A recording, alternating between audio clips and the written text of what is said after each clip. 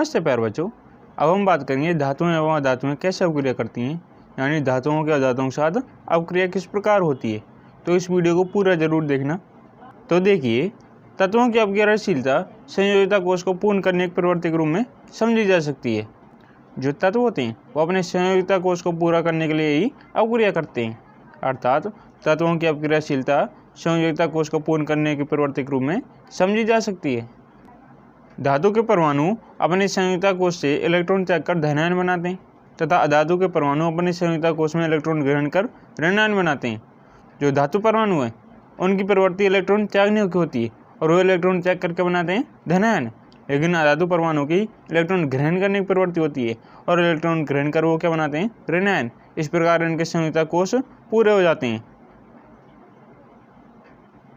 जैसे देखिए,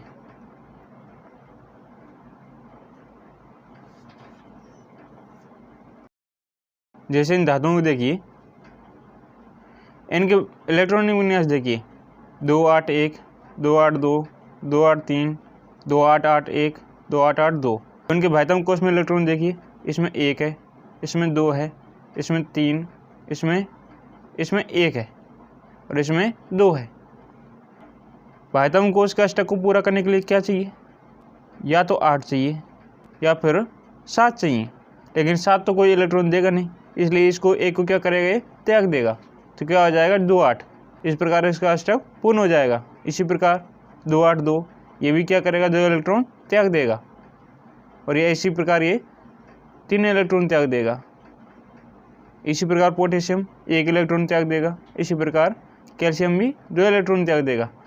तो धातुओं की प्रवृत्ति कैसे होती है, इलेक्ट्रॉन त्यागने की। ये इलेक्ट्रॉन त्याग कर धनायन बनाते हैं। अब देखिए धातुओं को, यह धातु हैं, इनके इलेक्ट्रॉनिक विन्यास देखिए, 2 5, 2 6, 2 7, 2 8 5, 2 8 6, इस प्रकार। अब इनके बाह्यतम कोष में इलेक्ट्रॉन देखिए, नाइट्रोजन के बाह्यतम कोष में 5 इलेक्ट्रॉन है, ऑक्सीजन के में 6, फ्लोरीन के में 7, फास्फोरस के में 5, इसी प्रकार सल्फर के में 6। अब देखिए, अब इन्हें अपना बाह्यतम कोष का अष्टक पूर्ण करना है, तो कैसे करेंगे। कितने इलेक्ट्रॉन चाहिए, 2 8 8 2, तो इन्हें चाहिए 8 इलेक्ट्रॉन। इसके पास है 5, तो कितने इलेक्ट्रॉन चाहिए, 3। ये 3 इलेक्ट्रॉन ग्रहण कर लेगा। इसी प्रकार ऑक्सीजन के बाह्यतम कोष में 6 इलेक्ट्रॉन है, अष्टक को पूर्ण करने के लिए 2 इलेक्ट्रॉन और चाहिए।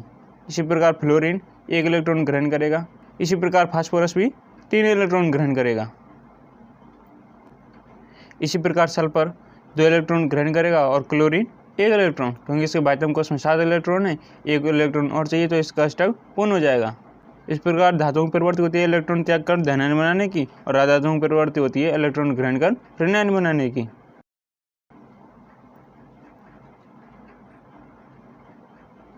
तो ये तो हमने देख लिया कि धातु परमाणु इलेक्ट्रॉन त्याग कर धनायन बनाते हैं, जबकि अधातु परमाणु इलेक्ट्रॉन ग्रहण कर ऋणायन बनाते हैं। अब इसका उदाहरण देखिए कि NaCl का निर्माण कैसे होगा। क्योंकि सोडियम क्या है, इसमें धातु है और क्लोरीन क्या है, अधातु, तो सोडियम क्या करेगा, 1 इलेक्ट्रॉन त्याग कर धनायन बनाएगा। क्योंकि इसका इलेक्ट्रॉन विन्यास क्या है, 2 8 1। बाह्यतम कोष में कितने इलेक्ट्रॉन है, 1, तो अष्टक पूर्ण करना है, तो ये 1 इलेक्ट्रॉन त्याग देगा। तो 1 इलेक्ट्रॉन त्याग देगा तो क्या बनाएगा, Na+, यानी sodium plus plus electron minus 1 electron त्याग दिया, तो इसका बाह्यतम कोष में कितने इलेक्ट्रॉन हो गए, 8 2 8, तो इसका अष्टक पूर्ण हो गया।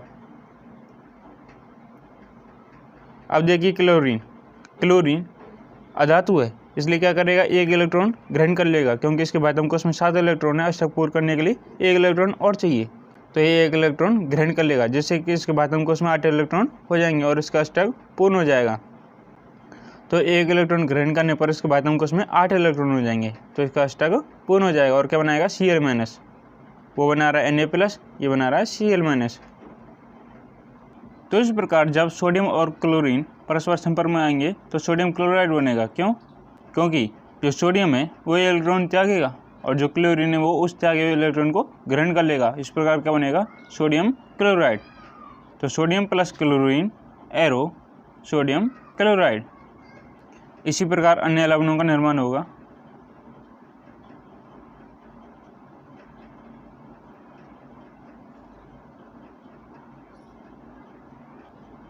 इस प्रकार किसका निर्माण होगा? मैग्नीशियम क्लोराइड का। अभी हमने सोडियम क्लोराइड का निर्माण पढ़ा था। मैग्नीशियम क्लोराइड में देखिए, जो मैग्नीशियम है वो धातु है और जो क्लोरीन है वो अधातु है। मैग्नीशियम धातु है तो इसके बाह्यतम कोश में इलेक्ट्रॉन देखिए 2 इलेक्ट्रॉन है। इन 2 इलेक्ट्रॉन को त्याग करिए, मैग्नीशियम धनायन बनाएगा, इससे इसका अष्टक पूर्ण हो जाएगा। इन 2 इलेक्ट्रॉन को त्यागने से इसकी संयोजक कोश पूर्ण हो जाएगा। तो उसमें बाह्यतम कोश में इलेक्ट्रॉन कितने हो जाएंगे? 8। इसी प्रकार क्लोरीन में बाह्यतम कोश में कितने इलेक्ट्रॉन? 7। एक इलेक्ट्रॉन और चाहिए तो एक इलेक्ट्रॉन ग्रहण कर लेगा और क्या बनाएगा? 2 8 8। इसके बाह्यतम कोश में इलेक्ट्रॉन 8 हो जाएंगे, यानी अष्टक पूर्ण हो जाएगा। और क्लोरीन एक इलेक्ट्रॉन ग्रहण कर क्या बनाएगा? क्लोराइड ऋणायन। चूँकि MgCl2 यानी मैग्नीशियम क्लोराइड में कितने क्लोरीन होते हैं? 2। तो 2 क्लोरीन से अपग्रेड करेगा कौन? मैग्नीशियम। तो देखिए, मैग्नीशियम के बाह्यतम कोश में 2 इलेक्ट्रॉन है, क्लोरीन के में 7 हैं। तो ये एक इलेक्ट्रॉन ग्रहण करेगा, तो एक इलेक्ट्रॉन ग्रहण करेगा, हम उसको एक बिंदु से दर्शाएंगे, बाकी इलेक्ट्रॉन को क्रॉस से। तो देखिए, तो मैग्नीशियम ने 2 इलेक्ट्रॉन त्याग दिए, क्या बनाया? Mg2+। और क्लोरीन ने एक इलेक्ट्रॉन ग्रहण कर लिया और क्या बनाया? Cl-। Mg2+ ब्रैकेट में Cl-। चूँकि क्लोरीन 2 हैं तो ब्रैकेट में N2 में 2।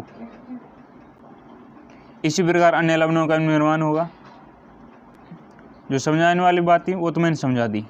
अब देखिए इसकी थ्योरी जो किताब में दी गई है।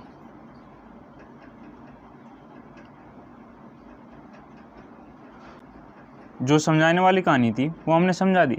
अब जो किताब में थ्योरी दी गई इसे अब आप देख लीजिए। हमने जो समझाया है उसकी व्याख्या दी गई है। देखिए, सोडियम परमाणु के बाह्यतम कोश में केवल एक इलेक्ट्रॉन है, यानी 2 8 1। ये किस में होते हैं? सोडियम में। तो बाह्यतम कोश में कितने इलेक्ट्रॉन? 1। यदि अपने M कोश से एक इलेक्ट्रॉन को त्याग देता है तब L कोश से इसका बाह्यतम कोश बन जाता है, यानी KLM।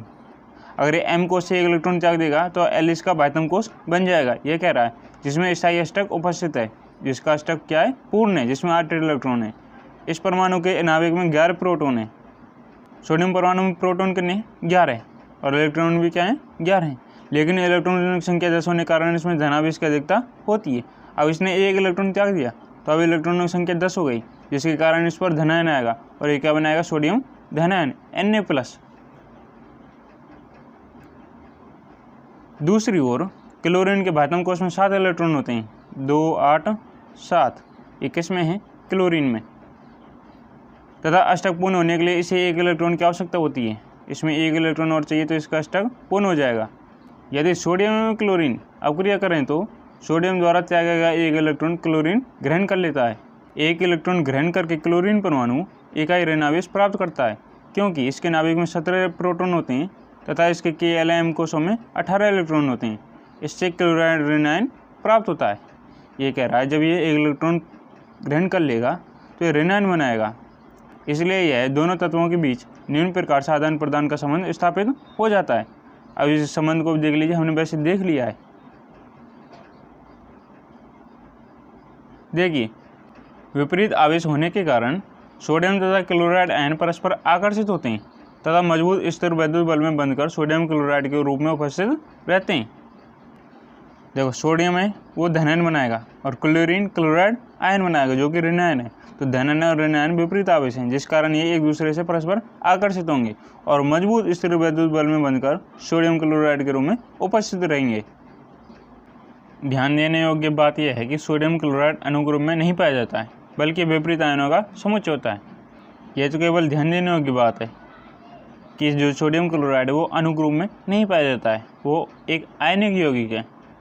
आयनिक यौगिक क्या होता है इसको हम अगली वीडियो में पढ़ेंगे विस्तार से, तो उस वीडियो को जरूर देखना। तो अभी हमने जो बात की पहले उसी की विस्तार पूर्वक व्याख्या ये दी गई है। तो इस प्रकार किसका निर्माण होता है? सोडियम क्लोराइड का। कैसे? जो सोडियम है वो एक इलेक्ट्रॉन त्याग कर धनायन बनाएगा Na+। इसका बाह्यतम कोश में 8 इलेक्ट्रॉन हो जाएंगे, इससे इसका संयोजकता कोश पूर्ण हो जाएगा। जो क्लोरीन है वो इलेक्ट्रॉन ग्रहण कर लेगा और क्या बनाएगा? क्लोराइड ऋणायन, इससे इसका संयोजकता कोश पूर्ण हो जाएगा। तो सोडियम और क्लोरीन जब परस्पर संपर्क में आएंगे तो एक दूसरे से अपक्रिया करेंगे और जो सोडियम ने इलेक्ट्रॉन त्यागा उसको क्लोरीन ग्रहण कर लेगी और क्या बनाएगा? Sodium chloride. और क्रॉस और बिंदु द्वारा इलेक्ट्रॉनों को दर्शाया गया है। इसे इलेक्ट्रॉन बिंदु संरचना भी कहते हैं। क्लोरीन के भाइटम कोश में कितने इलेक्ट्रॉन हैं? 7। तो 7 क्रॉस हैं। उसने एक इलेक्ट्रॉन ग्रहण किया किससे? सोडियम से। उसके बिंदु को हमने इस बिंदु से दर्शाया, दिख रहा है इसमें ऐसा बिंदु। तो इस प्रकार सोडियम क्लोराइड का निर्माण हुआ। मैग्नीशियम क्लोराइड का भी निर्माण हमने देख लिया है। इसके बाद हम इस अगली वीडियो में पढ़ेंगे आयनिक यौगिक। तो इस वीडियो को पूरा जरूर देखना। तो बच्चों, आपको ये वीडियो कैसी लगी? इस वीडियो में क्या कमी लगी और आने वाली वीडियोज़ में हमें क्या सुधार करना चाहिए वो कमेंट करके बता सकते हैं। अगर आप इस चैनल पर पहली बार आएँ तो इस चैनल को तुरंत सब्सक्राइब कर लें और इस वीडियो को लाइक करें और इस चैनल को अपने दोस्तों के साथ, अपनी कक्षा के सब विद्यार्थियों के साथ जरूर शेयर करें। यह चैनल आपकी पढ़ाई में काफ़ी मदद करेगा। तो बच्चों, मिलते हैं इस अगली वीडियो में। जय हिंद, जय भारत।